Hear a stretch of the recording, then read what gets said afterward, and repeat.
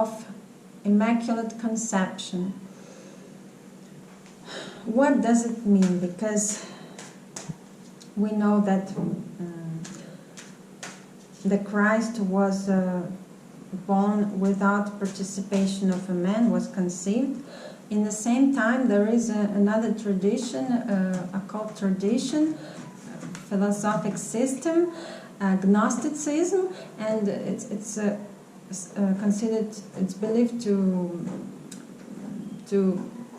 emerge, appear in the early Christianity just after the birth of Christ, and they have a myth, also a myth about Immaculate Conception, but it doesn't say about Virgin Mary. It says about the Demiurge of our reality. So there is such a phenomenon as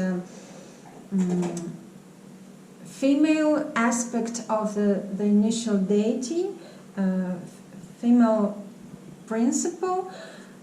The creation is considered to the normal act of creation should involve two principles, both feminine and masculine. Then we get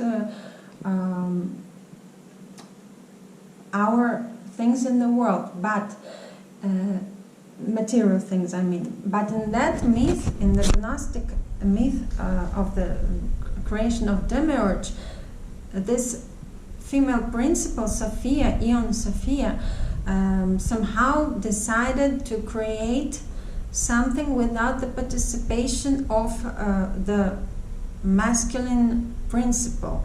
So she created a creature, but it was not normal, it was faulty, corrupted. That's why it's called corrupt Demiurge.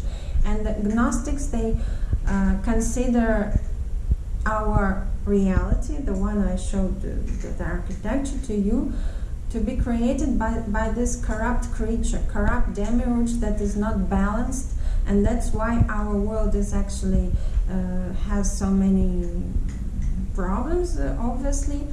That's why also probably the clipotic tree, the tree of death, emerged as an error, because the Demiurge is not balanced, he's corrupted and faulty, he creates faulty things. So, the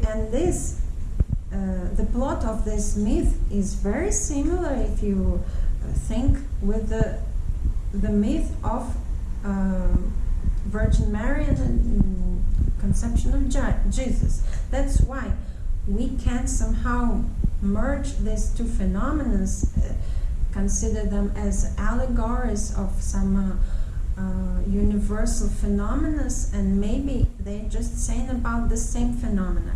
So, from this point of view, Jesus equals corrupt Demiurge.